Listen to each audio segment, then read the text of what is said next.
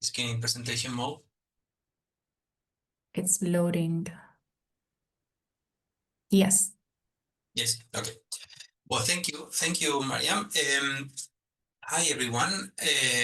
As Mariam said, so we are going to talk today about monitoring and evaluating our sample registration system. And part of the idea of this presentation is to support your work in designing your SRS in the protocol and the action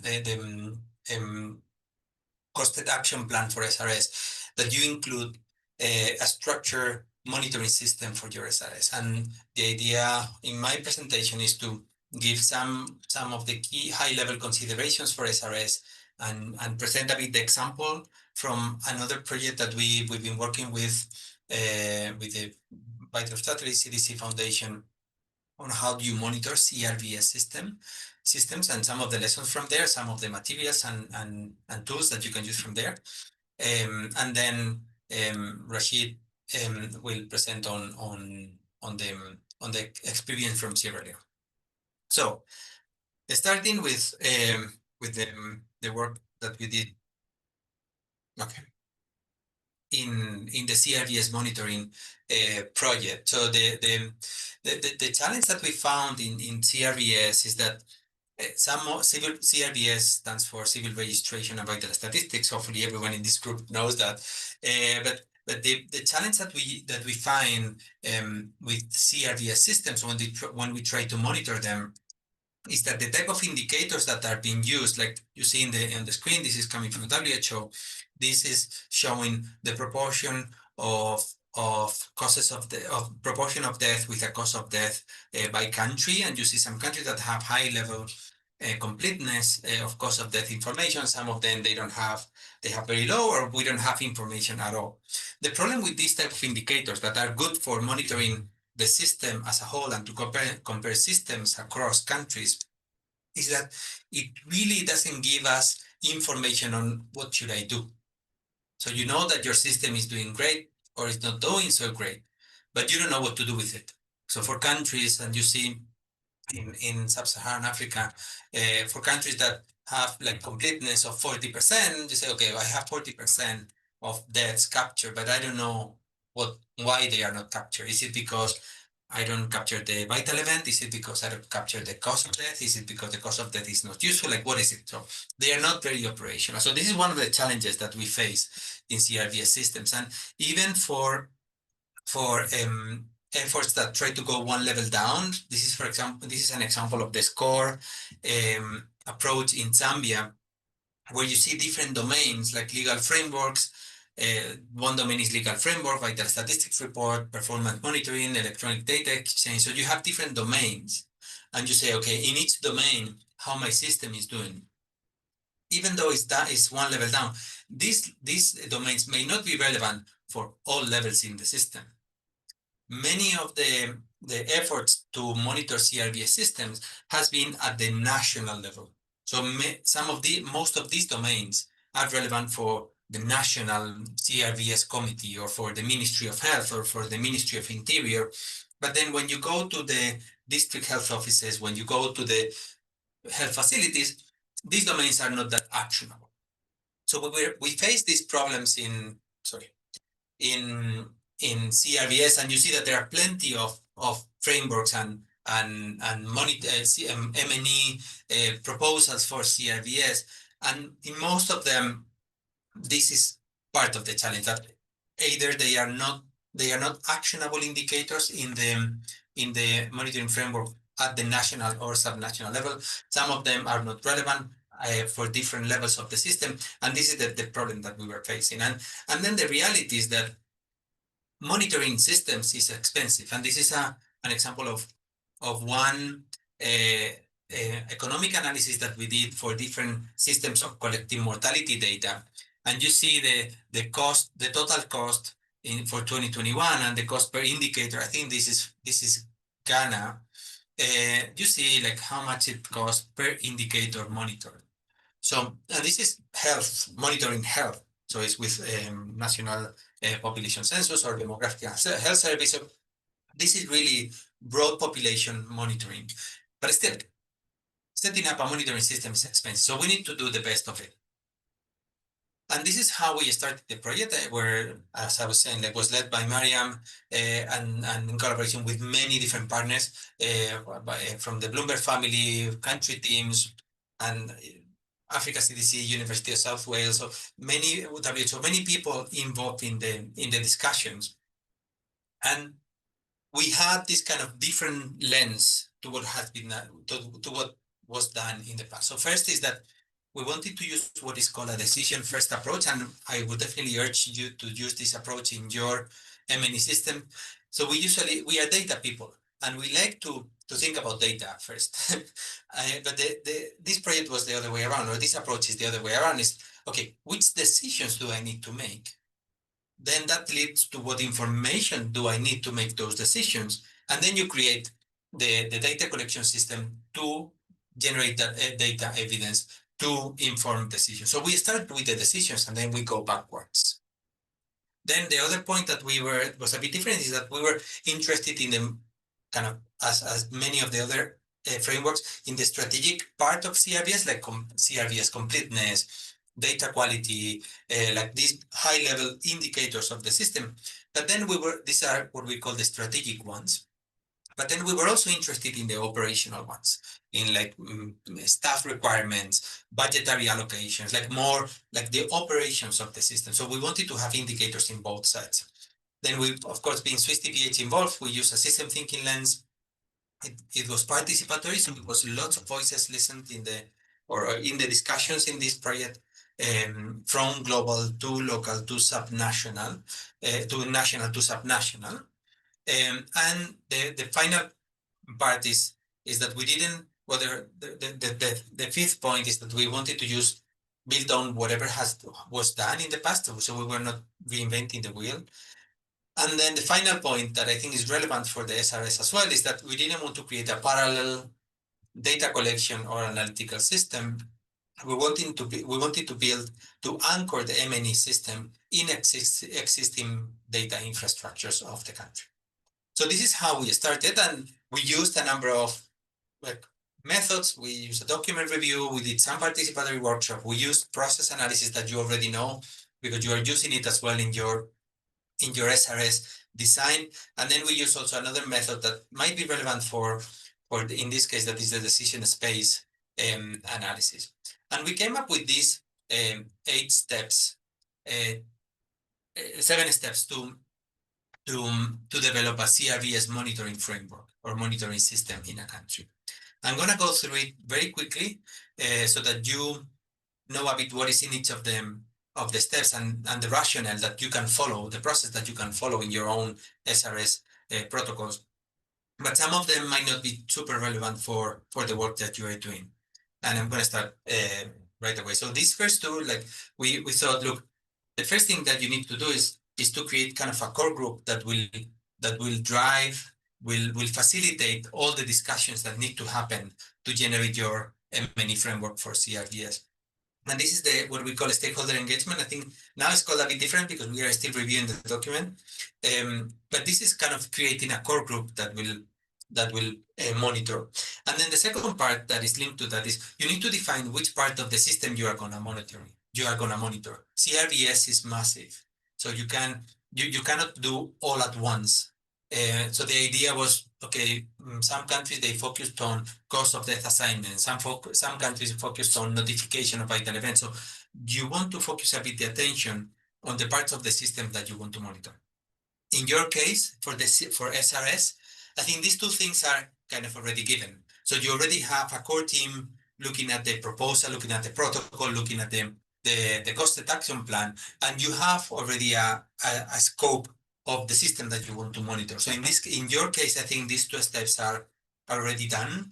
And there's a guideline, you can read through the key considerations, but I think these are not so relevant for the work that you are doing. Then the third step is to identify who in the system should be monitoring, in your case, the SRS implementation. Again, hopefully, this is not so relevant because you have already done it. Hopefully you have already mapped your stakeholders. You already know who is who will influence the SRS implementation, who is influenced by the SRS implementation, who has power, who has not. So this stakeholder mapping, again, important to do it, but hopefully you have it already. So this part is not so interesting, or not, it's interesting but not so relevant for the stage where you are. And then it comes to the decisions. So the one, this is truly relevant for you. Part of the process of developing the CRBS monitoring framework was to define, okay, who makes which decisions for which I need to provide information. And this was an interesting effort, and you will see in the guideline, you will see some steps and some examples. And I'm happy to elaborate maybe in this call, or in this webinar, or maybe, or probably in the future, in a dedicated webinar, on how you approach identifying which decisions need to be made and who makes which decisions, because this is the core discussion to build your CRDS monitoring framework. So the idea is, once you have your core team, you define the scope of your system, and you know which decisions need to be made by whom, then you define your indicators. And in this case, as part of the project, we compiled all the indicators that has been generated for CRDS ever. So Mariam ended up with probably a list of a couple of thousands indicators that we had to go through, clean them, standardize them. So this resource will be also available very soon. So if you are looking for indicators around mortality, causes of death, they are probably there in the repository already. So this is a repository of all indicators for CRBS. Some of them are probably relevant for SRS, some of them will not. But the process is, what we did is we look at the process that they were trying to monitor. In this case, for imagining an SRS, in an SRS environment.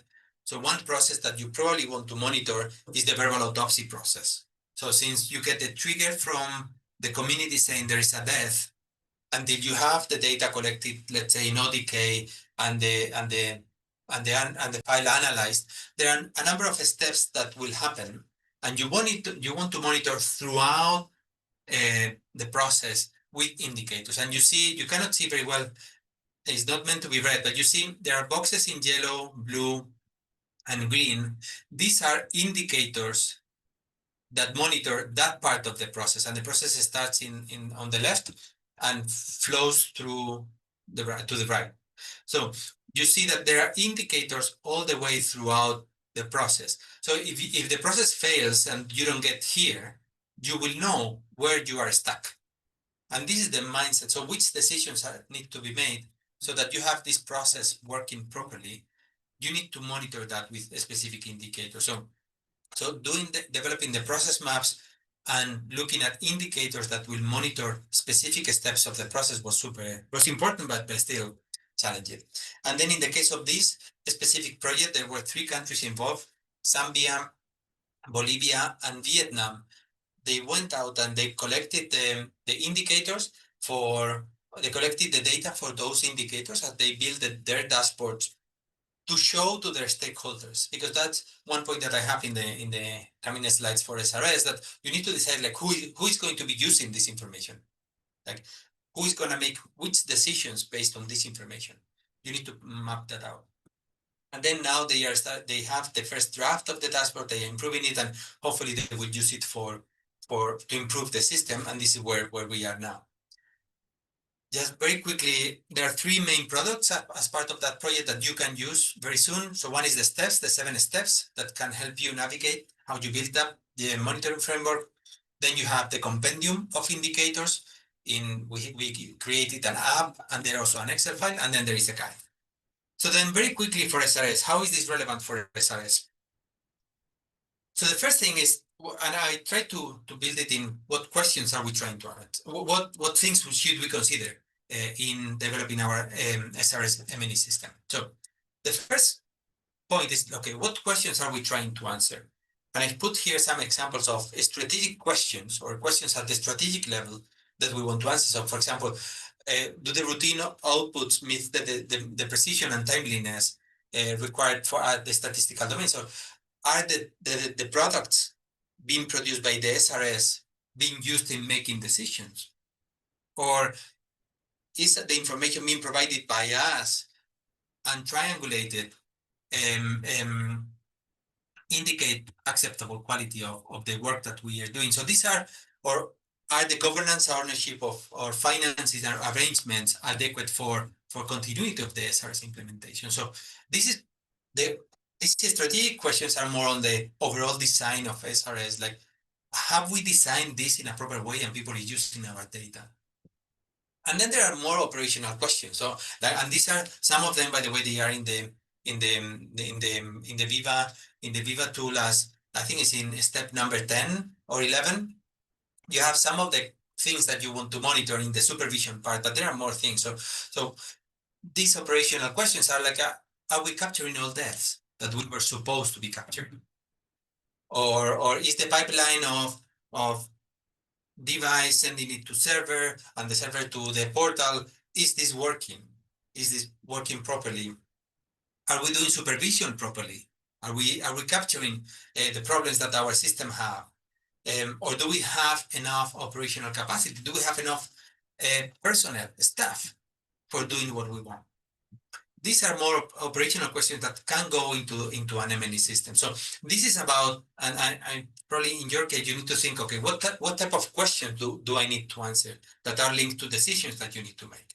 Because if you don't have enough human capacity, then you need to do something with it. Then the second part is what are we monitoring? So there are two main elements that we are looking at. So we probably from next year, those of you that have the SRS implementation funded, you will have to monitor two different things. One is the project that you are going to do. Probably you will have a 5-year project or a 3-year project to put in place the SRS. And then the other thing that you need to monitor is the SRS itself, like whether you are producing, your SRS is working properly. So in the case of the project, you want to track whether the SRS the SRS project is delivering the activities that you plan, you are on time, and you are within the budget. So this is probably the monitoring part of the project. You will have indicators type of do I have my sampling frame finalized? Is the budget execution okay? Do we have MOUs among the different institutions? These are the type of indicators that you will be monitoring. And the time span of this monitoring effort will be probably limited to the project itself, the project to set up the SRS. But then there is the other part that is the SRS operations. Like once the SRS is up and running, like what should I monitor? So I put this as an example, but you need to find out like what will you monitor. But ideally, you will monitor to ensure that the system, the SRS system, is producing timely, complete, and high quality data to inform decisions. So you want to monitor that. So you have indicators type of completeness of data collection on the operational side, for example, data quality, like proportion of undetermined causes of death in verbal autopsy, whether it's your results are timely, number of people accessing the dashboard. So these are the type of indicators that you want to monitor to see if your SRS implementation is working properly. And you should do this forever. For the time the SRS exists, you should monitor the routine operations. That is different from the project. And then the last point, I think, if I'm not mistaken, and I will pass it to Mariam, I'm a bit over time, is who is monitoring? Because this is as important as what is monitoring. Many times we see that we create these monitoring systems, we spend lots of effort in collecting data, producing nice dashboards, and then no one looks at them. And no decisions are made based on the monitoring system. So to avoid that, these are 4 considerations that you can make. First is that you need to create the governance mechanism where the monitoring system will be anchored. So it's not that you need to create the governance mechanisms should exist. So if you are going to create an SRS steering committee, or you are going to use the CRBS committee or the National Mortality Committee, whatever mechanism that make decisions on SRS should be the anchor of this M&E system. because again, producing data that no one will use is not efficient. Then it's helpful to create this RACI matrix of who is responsible, accountable, who need to be consulted and informed for the main products of your SRS. So, and this is probably more related to the project monitoring than for the routine monitoring, but still, who should be responsible for the monthly dashboards? Who should be producing the annual report? So who should be informed about the annual reports? Who should be consulted for the annual report? So these RACI matrices are useful in structuring the process. Then the third part is the third consideration is to establish these learning loops. So the idea is that the operational findings will inform the strategy. So whatever you are doing or you are finding in your operations will need to inform the entire program or the entire implementation. And you need to create these loops and these links between operations and strategic decisions. And then finally, another consideration is that in your monitoring system, you need to create a clear cadence and times for things that will happen, and also escalation of actions. So if you, again, coming back to the example of verbal autopsy, so you have your interviewers, then your supervisors, like local supervisors or district supervisors or cluster supervisors will be monitoring them. Then there is a national group that will be monitoring the supervisors and the interviewers. So you need to know how things escalate, under which circumstance. So all of these need to be predefined. It doesn't need to be predefined now for the protocol, if I may say. But definitely, the moment you start the implementation, you need to have this super clear. And probably in the protocol, you need to show that you are thinking about these points in advance. I think that's all from my side. I'm sorry that I went a bit over time. Back to you, Marian. Yeah, thank you.